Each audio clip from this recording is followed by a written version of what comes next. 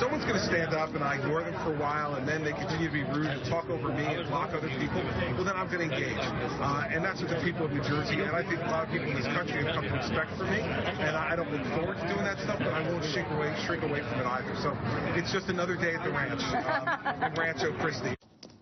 Last night on this show, I had a conversation with a man who just yesterday became the newest member of an elite club. People have been publicly yelled at by New Jersey Governor Christie. James Christie is the man you see here holding a sign at a Christie event yesterday in Belmar, New Jersey, commemorating the 2-year anniversary of Hurricane Sandy. True to form, the governor did not take kindly to Christie's message. Somebody like you who doesn't know a damn thing about what you're talking about except to stand up and show off when the cameras are here. I've been here when the cameras aren't here, buddy, and done the work.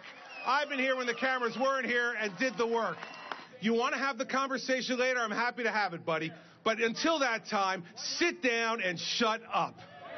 Today, American Bridge filed a public records request for a list of all the trips Christie made to the Jersey Shore to work on Sandy recovery without cameras present. We will keep you posted on that one. And in an interview with MSNBC's Casey Hunt today, Christie doubled down in his response. Would you encourage your kids to behave like that towards other people? No, I'll tell you what I would not encourage my kids to do is go to an event like that, in a public event, and scream at a public official and treat a public official with disrespect and treat the audience with disrespect. I would hope my kids wouldn't do that. And if they didn't do that, then there'd be no need for anybody else to react the way I reacted yesterday. And do you have any regrets about it? No.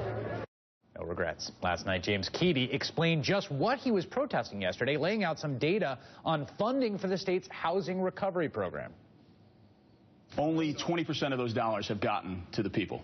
Right? Only of the 1.1 billion, 219 million has gone out. That means that the governor and his staff in Trenton are sitting on $800 million. Is that true? Yes, absolutely true. And you can check the New Jersey Recovery Dashboard. This is as of 10/24. Unless $800 million went out the door in the last 4 days, it's still sitting there.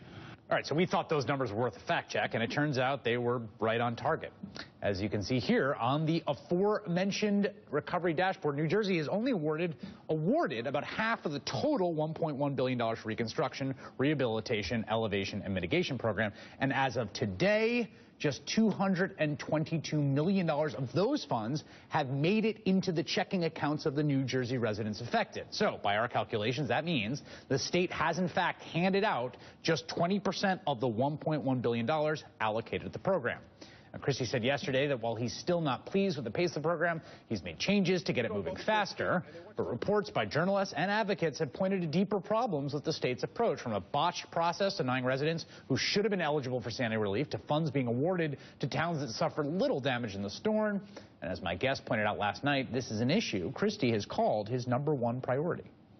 We've made it a priority to put the people who were most affected and least fortunate financially to the head of the line.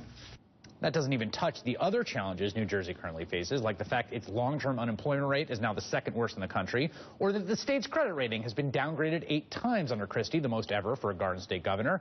And there's the nearly $1.6 billion budget shortfall, that's beginning with a B, last year. It's $90 billion in unfunded pension and health benefit liability, and allegations that Christie has skirted state and federal pay-to-play regulations in handing out pension management contracts to donors, including the firm of the guy currently running for governor in Massachusetts. All of which makes it not much of a surprise that Christie's favorability rating is underwater. Just 42% in the latest Rutgers Eaglet poll, the lowest approval rating this poll has ever recorded for the governor. This is not someone who appears poised to make a strong presidential run. And we haven't even mentioned Bridgegate. Joining me now.